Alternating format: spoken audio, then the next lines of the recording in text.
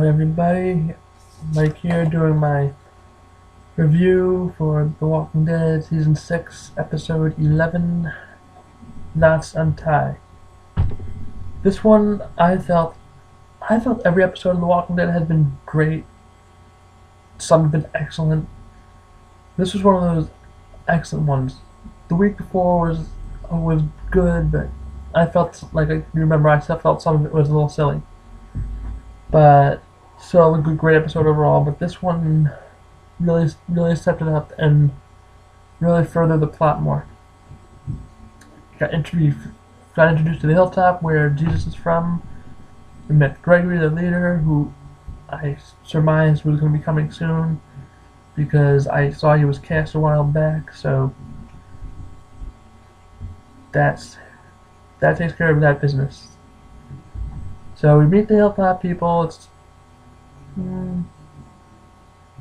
like I mentioned in my predictions, it's very medieval timesy. Blacksmith, they have spears. Inside of like a little museum type area. But they have great sight lines in all directions around them, so it's pretty well fortified. I mean, they don't have the walls aren't as strong as in Alexandria, but they're good.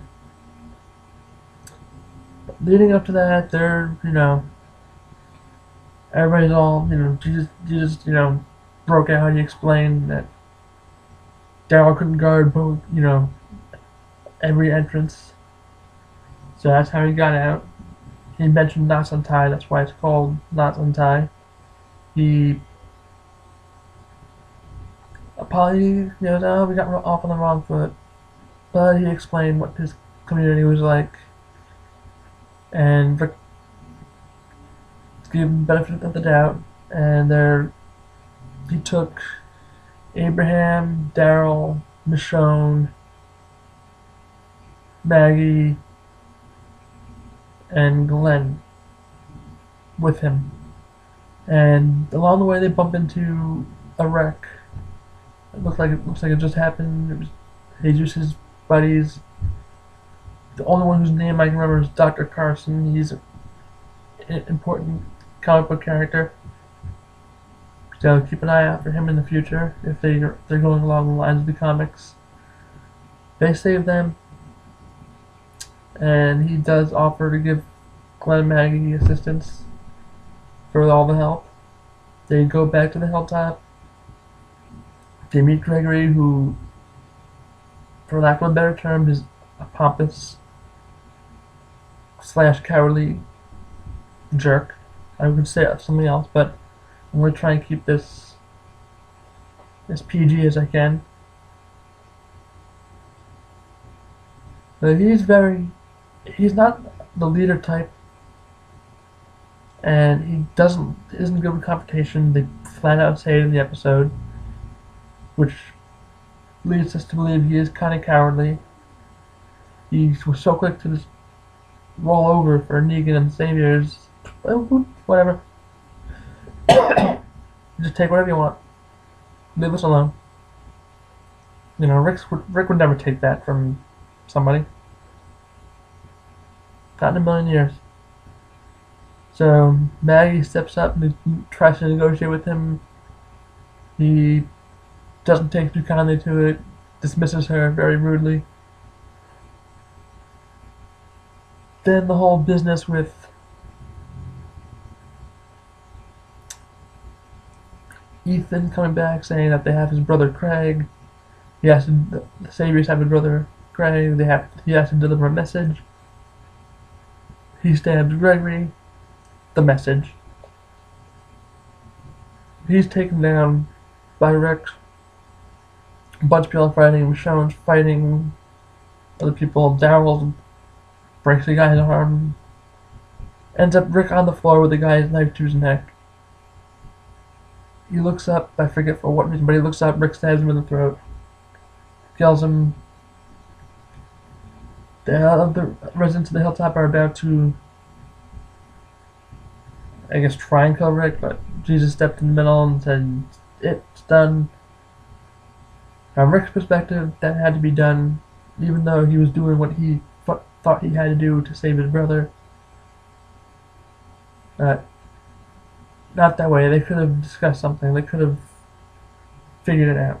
But because knowing Negan, what we know about Negan, he's not very compromising. So that's Ethan, Maggie in a leadership position. The deal to kill Negan for supplies. What bothers me is that they were so eager to be like, we'll kill Negan, we'll take him down, we'll take down his saviors. No problem. You got this.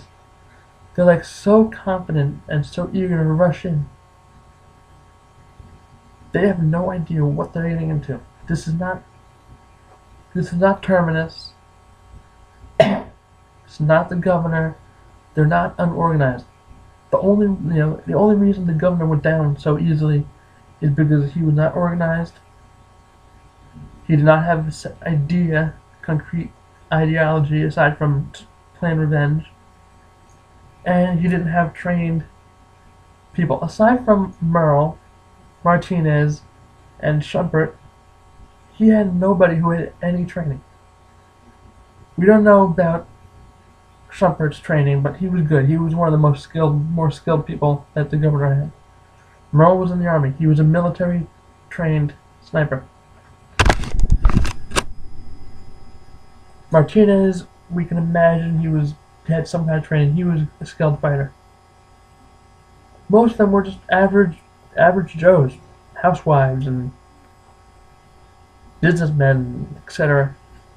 So they're not gonna really know how to fight. If the governor had real people who knew how to fight, the outcome might have been a little bit different because of his numbers. That's Negan. Negan has a lot of people, groups as large as 20. That's what they know so far. Could be more. Not really sure of his numbers, but they should not be so eager to just bum rush into this. They should honestly be playing more defensive. They don't have the numbers against Negan. They can't. What are they going to do? Take him out piece by piece by piece? No. He's ruthless. He's not going to go down like that. It's going to be very interesting and intriguing once he's in the game. And there's rumors going around that he might appear sooner than the finale. So if that happens, will he kill somebody before then, or will we just see kind of his group and what they're doing? Maybe. I highly doubt that, but I really would wish that's what they would do, because I really am interested to see how he's going to be portrayed, and the cursing, and what they're going to get away with, how many F-bombs they're going to be allowed to drop. But I just was laughing. I can't get over how Daryl, when he was asking for supplies, like, give me some of this, one of the cows. Why are you so excited? He's so excited and emphatic to get that cow. Excuse me. Walker kill of the week. There was not a significant or meaningful one this week, but I'm gonna have to go with just the walkers in that building they were in when they were saving the crew from the hilltop. That's the only thing I can say. So not a very walker-filled episode, I must say. I'm thinking tomorrow's episode will be different, but I'll leave that for the predictions video for that. Okay, so I'm going to count down my top 5 moments. This was a pretty easy list for me to make. There were so many big moments, big comic book moments, particularly with Ethan stabbing Gregory. That was straight out of the comics. Not verbatim, but pretty much.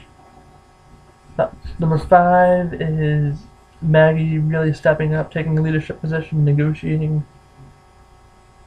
The moment that really stuck out for me with that is when Jesus came out and said Gregory wants to talk, and then Rick immediately steps forward, but no, he wants to talk to Maggie, or Natalie, as he would call her when he was belittling her. So that was interesting. I saw that coming. I was like, he wants to talk to Maggie. He doesn't want to talk to Rick. Number 4 is the whole Ethan situation. 3 is making the deal to kill Negan for supplies. That's very big and roughly out of the comics. 2 is the introduction to Gregory. I'm familiar with Xander Berkeley as an actor. I can't rattle off everything he's been in, but one thing I know, he was a fan of 24. He was the director of the CTU in that for the first 2 seasons, I believe, if anybody is familiar with that show. He was in Terminator 2. He was the stepfather. He was abusive to John Connor.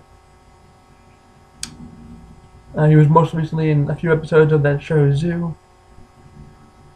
And I know he did voice work too. He did voiceovers in Teen Titans, but big character actor. But moving on, and 1 is introduction to the Hilltop. I've been super excited to see the Hilltop, and I'm very excited that it's in the show finally, and opening up a larger world. World's about to get a whole lot bigger. Quote Jesus. I'm gonna give this one a 10 out of 10 just because of everything: quality, action, walkers, story, and a lot of Negan name dropping with Savior. So it's gonna be it for my review. I'll see you after for my predictions for tomorrow night's episode. Can't wait.